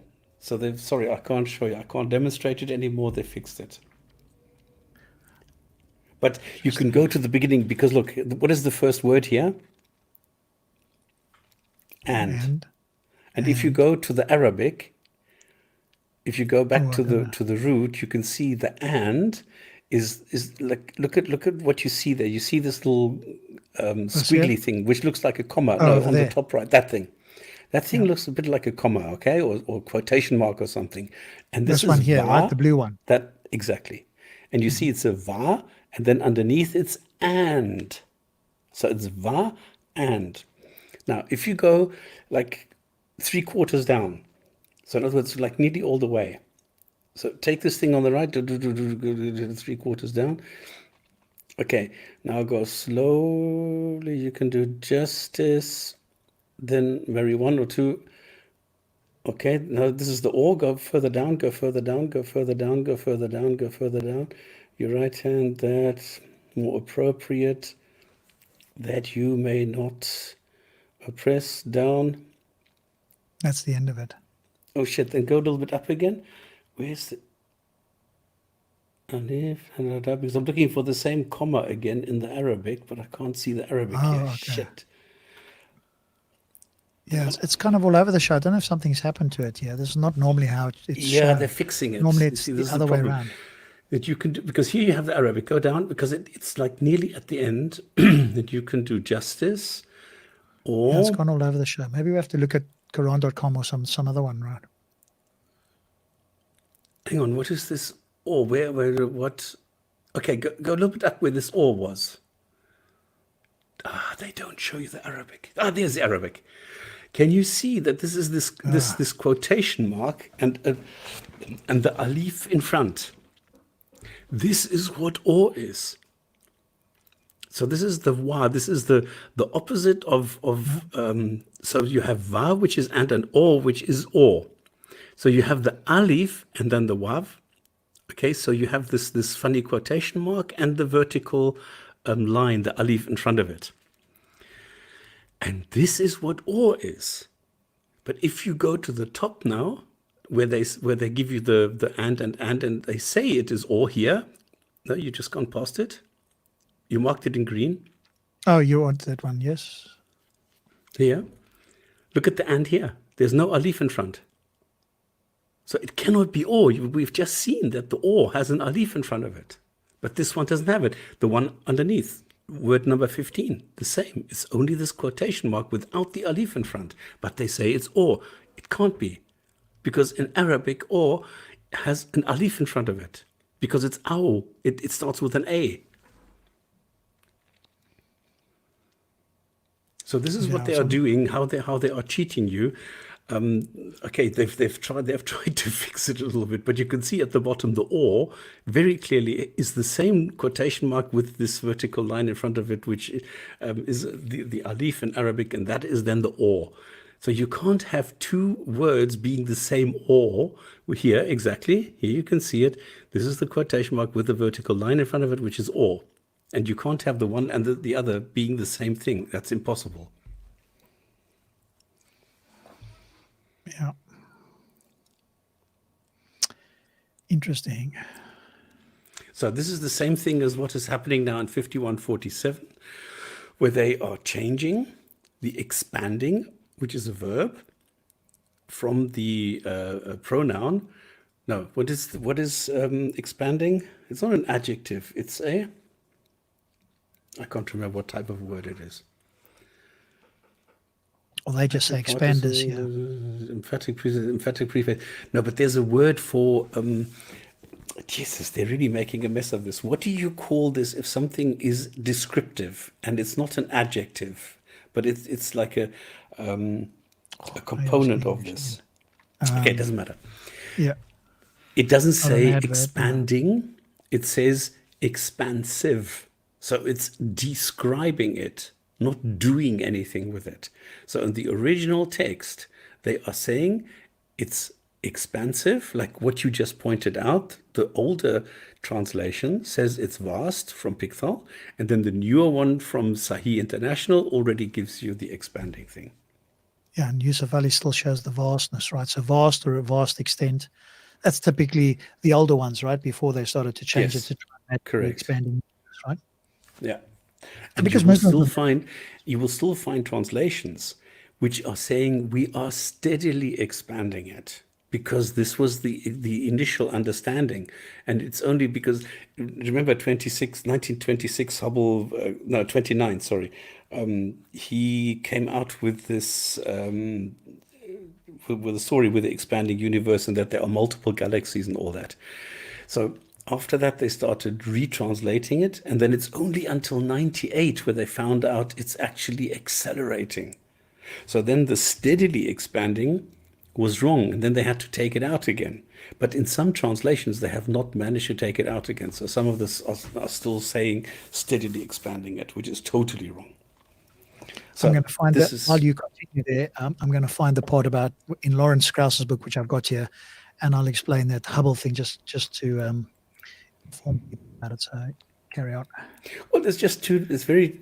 He made two very like poignant observations. The one is that the dots, the light dots, were not stars as we had thought previously, but they were actually galaxies. And the other thing is that there was a very, very slight red tint to them, which meant they were moving away from us because this is the Doppler effect. If they would be coming towards us, they would be blue. So this is all there is to it. Very simple. And this is why they adjusted the Quran. This is why Bouquet, who knew about this obviously, changed the expansive into expanding. So that's it. And this is quite comical. But the point is, does this reflect reality? No, it doesn't. Then you have this one, which is quite funny. Assembly of jinns and men. Do we know an assembly of jinns? No. Does it reflect reality? No. But if you can penetrate the regions of the heavens and the earth and penetrate them, you will not penetrate them without authority. In other words, if NASA launches a rocket to leave Earth, to go to the ISX, for example, you need to ask God. So they need to send him a fax or something. Listen, we want to go. And they will get the permission back. Yes, you are allowed to leave Earth. Come on. Does that reflect reality? No. We don't get permission from anyone to go into a rocket and leave Earth. And definitely not the jinns. I don't know how this works. Oh boy, this is so funny. Okay, now we go into geology quickly. What are we doing for time? Oh shit, it's slow because there's so much. Still got half an hour. The claim is that there's a water cycle. No, there is no water cycle. Okay, all they're saying is, well, it mentions rain. Well, yeah, sure, it mentions rain, but as soon as it gets to hail, for example, it's already weird. So, have you not seen that Allah sent rain? So, number one, you can't verify Allah sent rain down from the sky. No, that is incorrect because the rain does not come from the sky. The rain comes from the clouds and not from the sky, and cause it to penetrate the ground. No, it does not penetrate the ground. It's just individual water molecules that get okay, and come forth as springs. No, not every drop of water comes forth as springs. Most water is absorbed by the trees and then is suspended in the air as water vapor. Okay, so the water cycle should somehow mention something about evaporation. There is nothing here about evaporation. Bless you. Thank you, There's sir. nothing here about adiabatic cooling or any other phenomenon in nature. It does not reflect reality. He caused crops of different colors to grow. Now, crops grow, sure, but you can't say that this Allah or I or we or whatever, I don't know which God he's talking about here, causes crops to grow. Again, this does not reflect reality. Mountains, my favorite one. Now, in we know today that there are 5 different types of mountains. Okay, it's very easy. And they all have one thing in common, and that is they come from out of the ground. In other words, this is magma being pushed up, or plates colliding, and then the ground is pushed outward, upwards, away from the center. In the Quran, it's the other way around. Its mountains are set on top of the earth. It's wrong. And then, have we not made the earth an expanse? Number 2, we don't know who is we. We doesn't represent reality. Is earth an expanse? No, it is not. It's a sphere. Are mountain stakes pegs? No, they're not. So none of this is correct. I mean, in the old days, yes, absolutely. Makes a lot of sense. It's like a carpet that you, or a tent that you want to protect from blowing away from the wind. So you put pegs in the ground and they will hold this. But not mountains. They don't have a function. They don't stabilize Earth. They don't do it. It's quite the opposite. They don't do anything. So stakes which are driven into the ground like those used to anchor a tent are the deep foundations of geological faults. No, it is not. The funny thing is, apologists say, yeah, but hang on. We know from Earth, the old advisor to what is it to I forgot the name. Who was the actor who became a president? Ronald Reagan? Reagan. He was an yeah. advisor to Reagan, and he wrote the book Earth, and in there you can see that he's explaining all this about the roots of mountains. And when you go there, you see that he actually uses, well, I mean, the geologists use the word root of a mountain because it goes pretty deep into the mantle. Of course, yes. The problem is the word root is not used in the Quran. It only uses the word for pegs, and that is not correct. So even apologists make a mess, and make a mess even more of a mess by coming up with their apologetics. So this does not represent Before we carry on, maybe I can give us a little bit of science and reality, since we are talking about reality and we haven't found much here. So if I may, just for a moment on the Hubble thing, just quickly share something, if you can see this.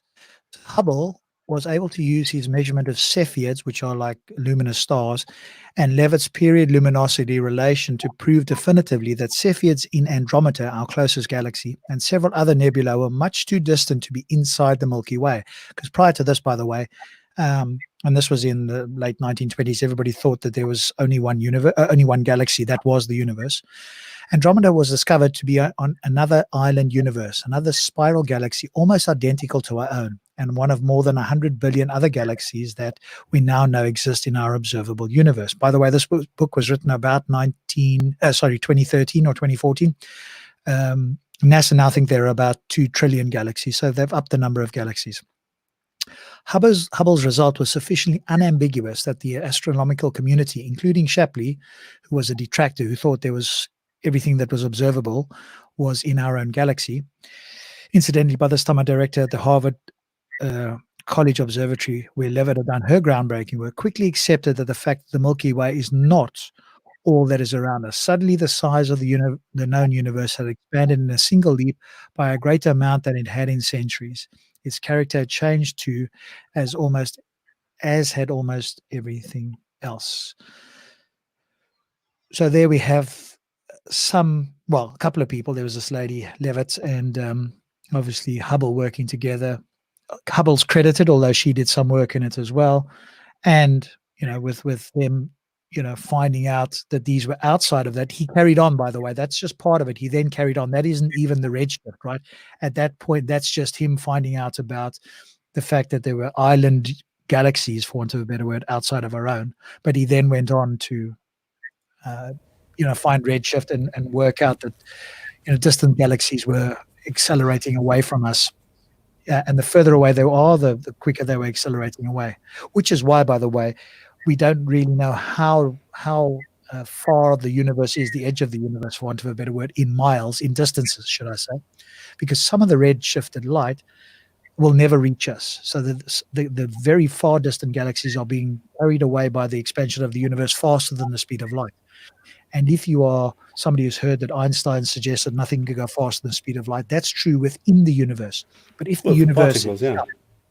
is carrying the galaxies away, and the galaxies themselves are emanating light, then you can imagine if the car was traveling at 50 miles an hour and you shone a torch and it could only, the particles from the torch could only go 30 miles an hour, you would never see them. They would never reach you because the car is moving away, the torch is facing you, and the particles from the torch are slower than the motion of the car. So that's part of the reason why some of the galaxies, the very distant galaxies, will never be seen. And I actually brought it up the other day. The most distant galaxy we've ever seen is something called GNZ11, and it's about 13.4 billion light years away. Not distance away, but time. So the light has been traveling for 13.4 billion years, and they reckon it's about 32 billion light years away in distance. And it's like a very faint red, very red galaxy. So just a trivia about something that we have actually discovered that does match reality, since we've got the word reality, and I thought I'd put something like that in. Would that be right in adding on to that, when you're talking about 13 trillion years away as far as the light is concerned, that's the light as we've got it now. In that period of time, it would have shifted still further many millions of light years in itself. It's just taken that long for the light to get here. Correct. Well, yes. So what we're seeing now, we're looking back in time. So when you look out at the stars, right? That's the magnificence. If you go out on any day and you look up at the stars, the closest star is about a little over 4 light years away. You are looking back in time. The photons that are hitting your eye left the original source at least 4 years, maybe 10,000 or 100,000 years ago. And so you're just looking back in time. And of course, as you quite rightly pointed out, that galaxy that emitted those original particles that have been traveling for 13.4 billion years, maybe that galaxy doesn't exist anymore. Maybe it's accelerated now that we'll never see another particle from that galaxy because it's redshifted away and being carried away faster than the speed of light. We'll never see those particles. And there'll be a point where that galaxy, the particles will never reach us. And just as well, because I do read a little bit about science, and that even Einstein's theory about the speed of light is constant has actually been challenged now. I think there are certain universities in America that have actually slowed down photons of light.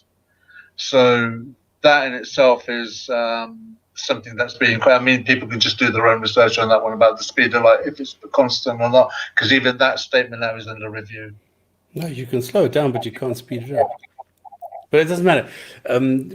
By the way, if a car has a maximum speed of 50 and the other car also has a maximum speed of 50, if they're going in opposite directions, the speed is 100. It's the speed differential that is then faster. So you can have speed of light going one direction, speed of light going the other direction, obviously is going to be faster than the speed of light.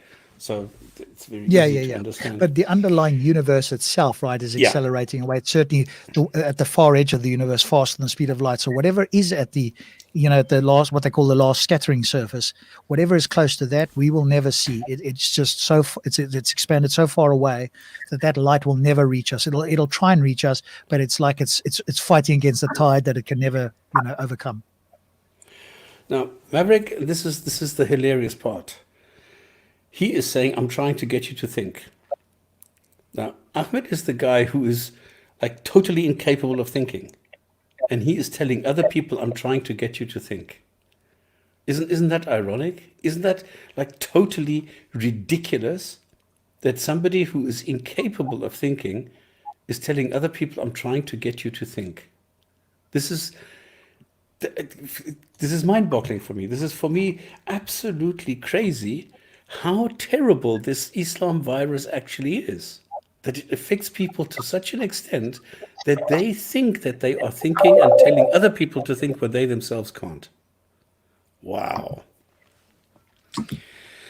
All right, let's quickly go look at this one. Do the unbelievers not realize that the heavens and the earth were joined? Well, heavens and earth were never joined.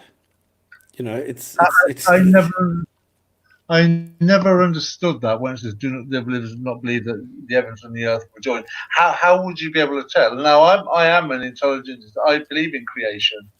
I can't understand what this is actually trying to say to me. If I was a Muslim, Or as someone who believes in creation trying to study Islam, what is this trying to say? That the spirit realm and the physical realm were actually joined as one at some point in time? That's just preposterous. No, this is copied from the Sumerians. This is just I think what they want to say is the copy-paste. physical flat Earth and the heavens above it were once all together, and in a world where everything was created instantaneously and there was no 13.4 billion years, then you could say that they were joined together. Because if you magically puffed the heavens and the earth out simultaneously, and it didn't take time for first the heavens and then the earth to come about, then you could say that that was the case. And that would have been the case in like a miracle type creation where you didn't have 13.8 billion years in between, or at least 9 billion years before the formation of this planet, so, or longer probably. But the difference between the heavens, aka space, and earth is about 9.5 billion years. So they're a little bit out there in terms of them being created or joined together. The earth was never joined. But then again, you could have an apologist who said, no, but it's the particles of the earth that were joined. Well, then all you have to say is that all the particles were once one. Exactly. Or they were That's all the point. into something, or God gave rise to all particles that consist of everything. And if you want to claim that that's what that verse means, no problem. You're entitled to your Saturday night come dancing on your own, but you don't have any dance partners in this show. The other thing is that it's word for word lifted from Gilgamesh.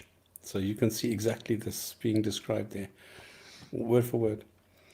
Then I clove them asunder, and I made every living thing out of water. Okay, we know this is wrong. And again, here it's actually living thing out of water, from water, okay? It doesn't say coming out of water or anything or containing water, but I've made everything out of water or from water. Doesn't work, no. So, no, it does not in any way resemble reality. Botany. God is the one who sent down rain from the sky. Already, same thing, already.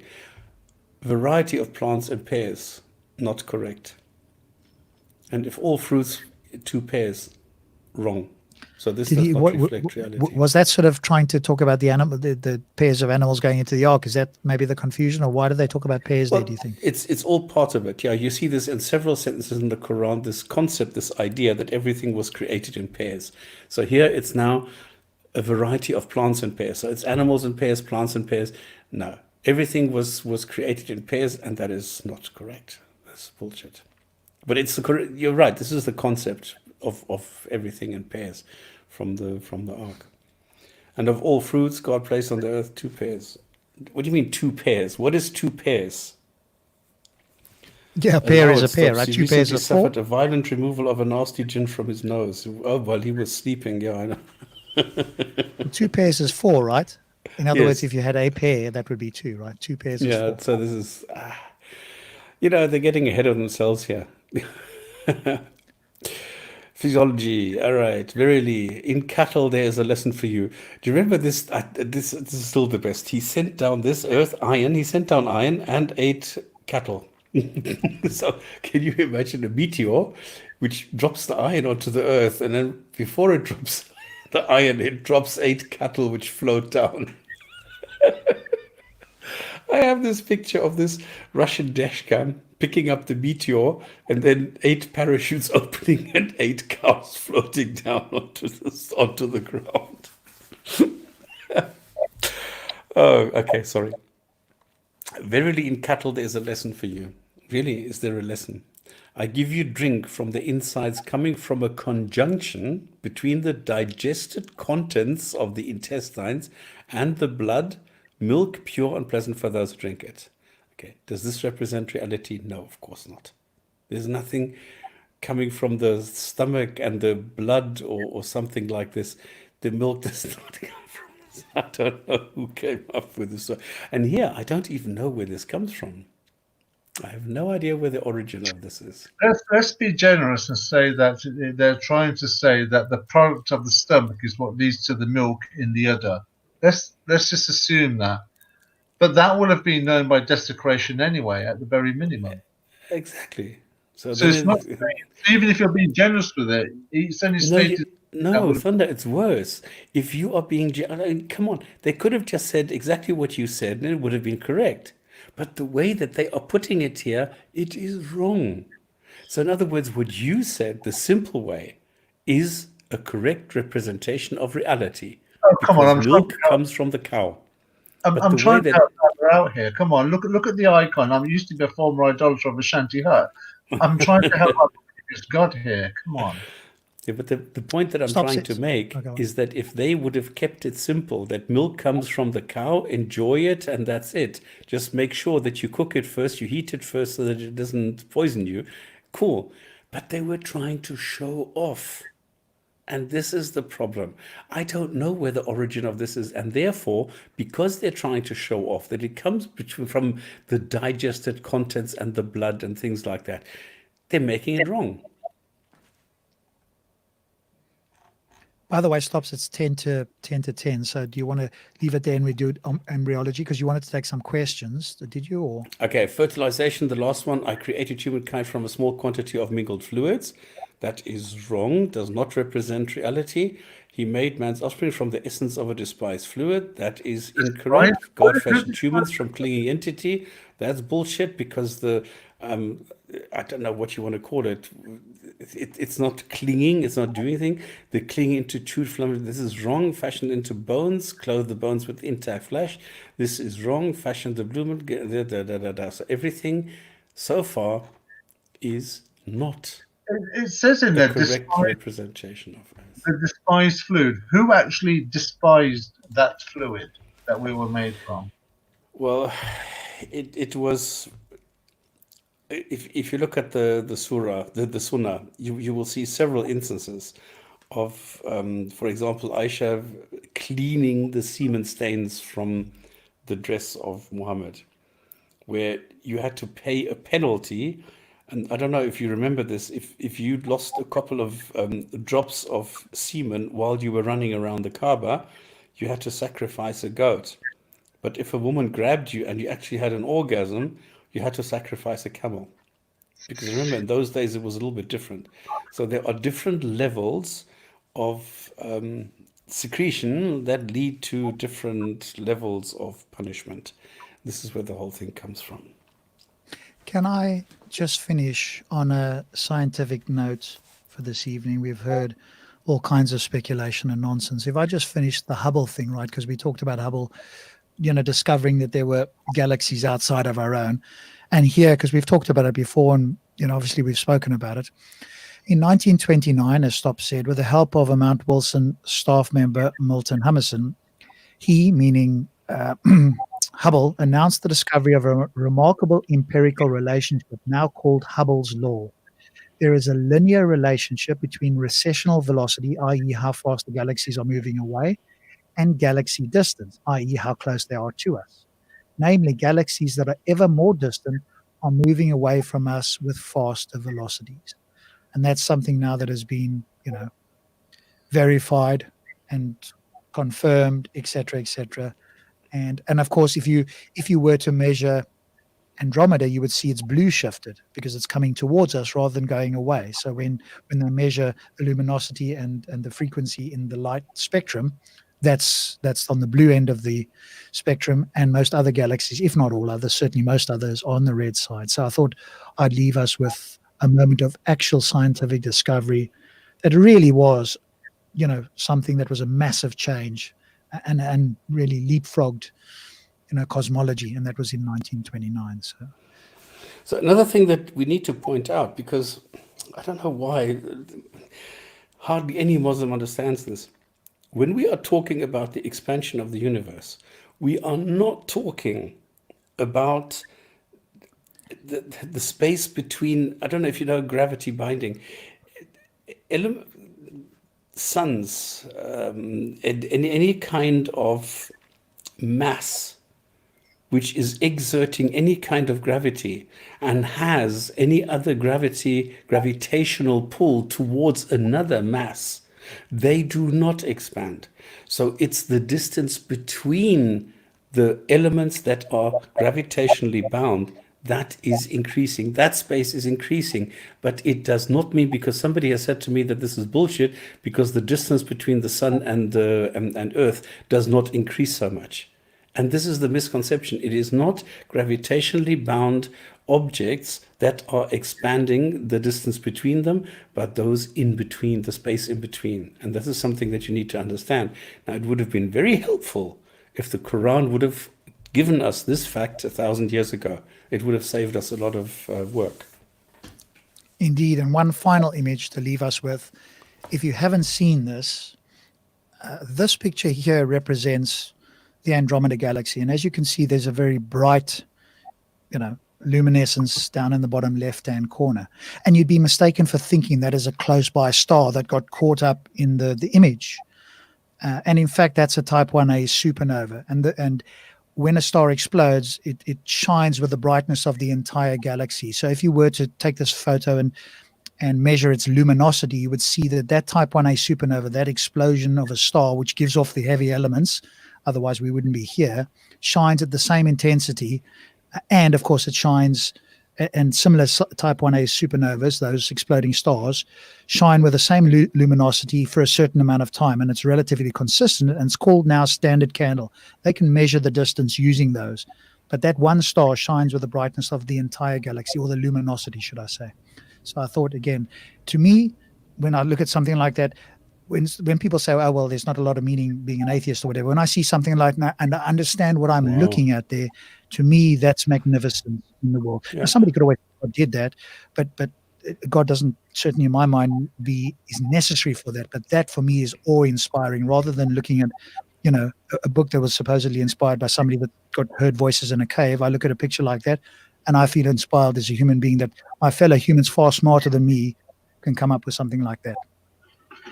And it's awe-inspiring. And for me, I don't understand this, that people can't understand that I can understand the mechanism around this and still appreciate the beauty.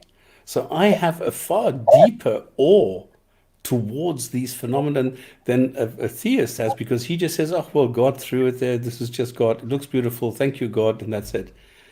But he doesn't understand all that goes on behind it. And this is why I think, for me, this has a much deeper meaning than for a theist.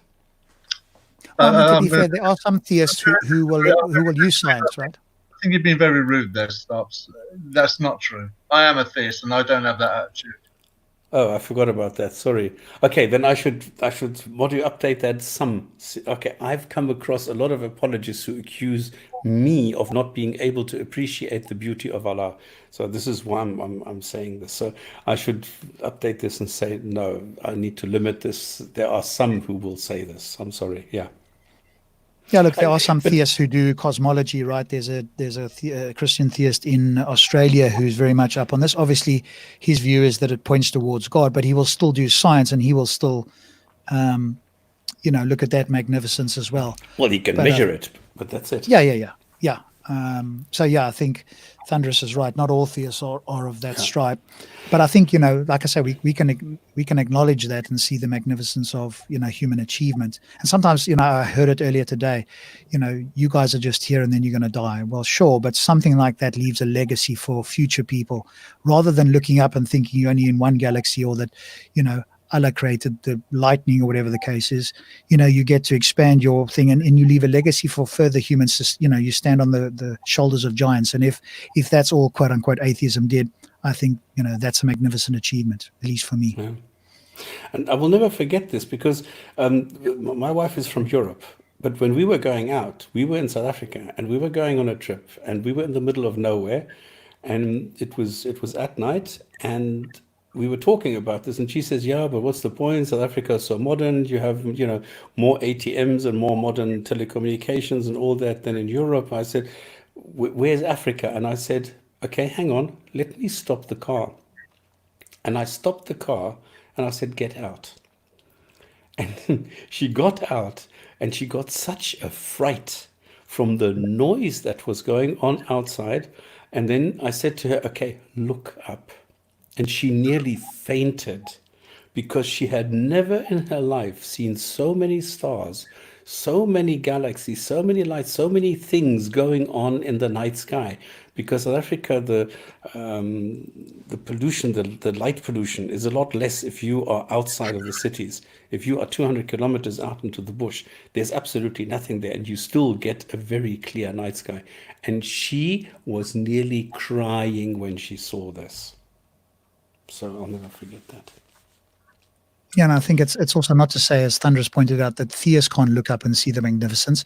They might attribute that somewhere else, but they can still acknowledge the magnificence of that. But I think hopefully, intelligent theists like Thunderous can acknowledge that we also can acknowledge the wondrous of it. We just don't attribute to that. So we're both looking at the wonder of, looking up at the night sky, etc. But like you say, then there are people that are not that thoughtful, or whatever the case may be. And just all attributed without thinking. Or in fact, if, certainly in the old days, if Muslims were left to their own, we wouldn't have even discovered that there was another galaxy, right? So. Okay, guys, from in the chat, are there any questions? Is there anything you want to tell us? Is there anything you want to get rid of? Do you want to let loose or something? If you want to, you can meet us later on the Discord server. But if you have a question now, go for it. Post that again there. There you go. There's the Discord server. I'll pop it into the chat again. So if you want to join us. And Beach, exactly. I get dizzy looking at the night sky. This is exactly the effect that I was trying to explain just now. It's so overwhelming if you actually see this, because in Europe you can't. Okay, there's too much light everywhere. But out in the bundos, we call it bundos, then you don't have any pollution. Oh, I must try and show you the photograph, because again, you can see the center of the Milky Way better in the southern hemisphere. There's a beautiful photo over Cape Town, as it happened, that this guy did. I'll see if I can find that photo of the Milky Way. And Cape Town's a city, in South Africa that there's a lot of light pollution, but he was still able to take this a magnificent photo. You can't clearly see, or very easily see, the entire sort of middle of the Milky Way, if you like, from the northern hemisphere. So that's easier seen in the southern hemisphere. All right, then I shall read the hadith of the week while Rob looks for that.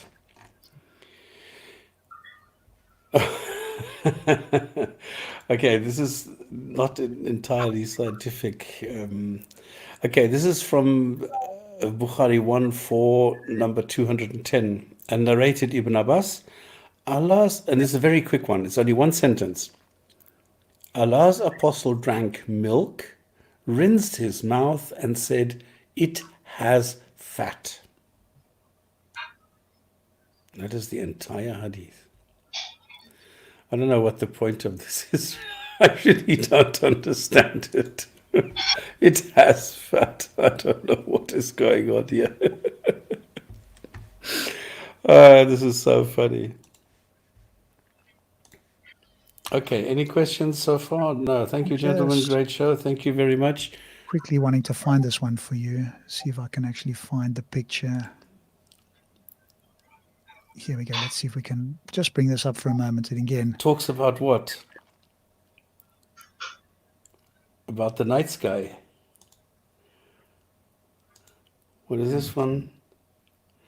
You know Phil Hellenes? Come on.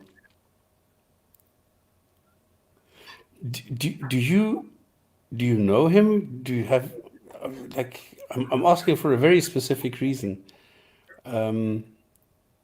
Because he's been out of touch for a while and we're not sure what has happened to him. That's why I'm asking.